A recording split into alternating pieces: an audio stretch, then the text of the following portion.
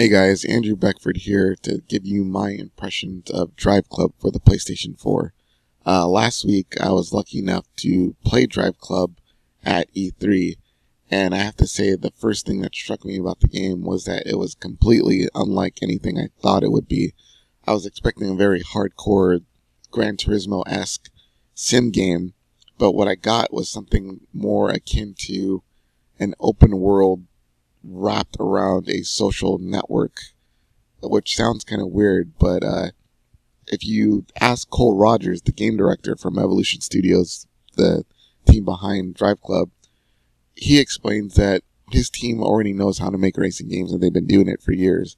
So what they wanted to do was to venture out and create a real living place for car enthusiasts to gather and compete against one another and then wrap that experience in a racing game. And from what I've seen, they've succeeded. Drive Club really is all about your club, either one that you start or one that you join.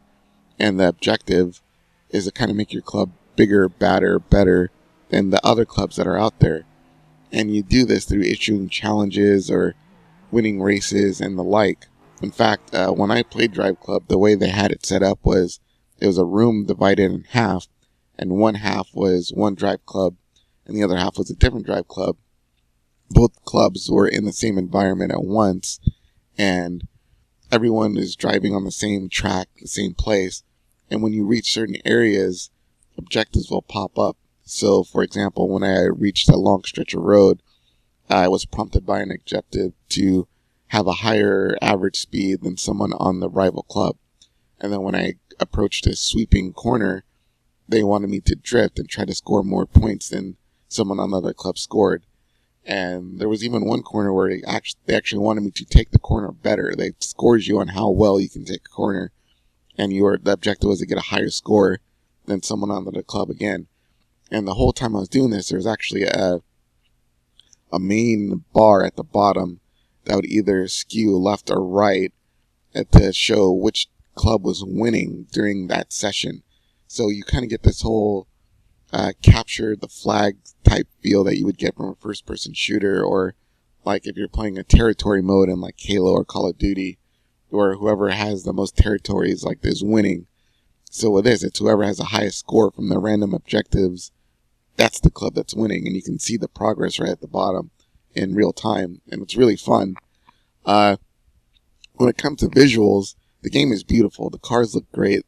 The environments are awesome. Everything is very realistic. Not quite the same as maybe Gran Turismo, but it's up there. As far as the mechanics and the way that the cars handle, it sort of hits this middle sweet spot. It's not as difficult to drive as it would be in a more simulator-based game like Forza or Gran Turismo, but at the same time, it's not arcadey.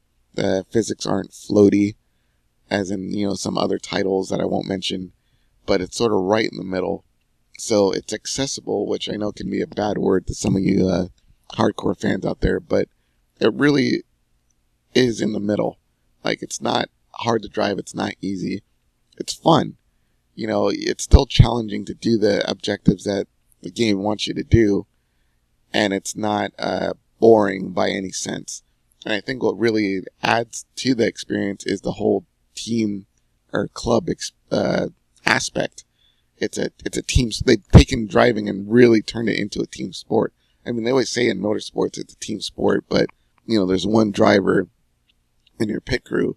But in this, it's like everyone's a driver. You're all on the same team, and you're out there to beat other teams, which is really cool. One of the other more interesting things I learned during my interview was that there will also be a mobile app that'll be a companion to the game. And with the app, you can check your scores or check your club status against other clubs. You can send out challenges to other clubs or accept challenges, check on your cars. I believe you might even be able to buy new cars, but I'm not sure on that. Unfortunately, I wasn't able to play with the app. It wasn't on the E3 show floor, but I was assured that the app will be released at the same time as the game. So it's a nice little component to kind of go along with the social aspect.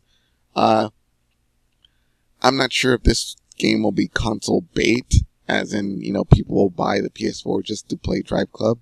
But if you already have a PS4 on pre-order or you're planning to get one anyway, and you're bummed out about, no Gran Turismo for the PS4 yet, I think you'll be pleasantly surprised and satisfied with the experience Drive Club has to offer.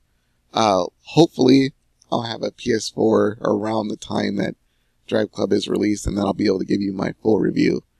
But that's my take on Drive Club. It's an awesome new experience that I think a lot of you will enjoy.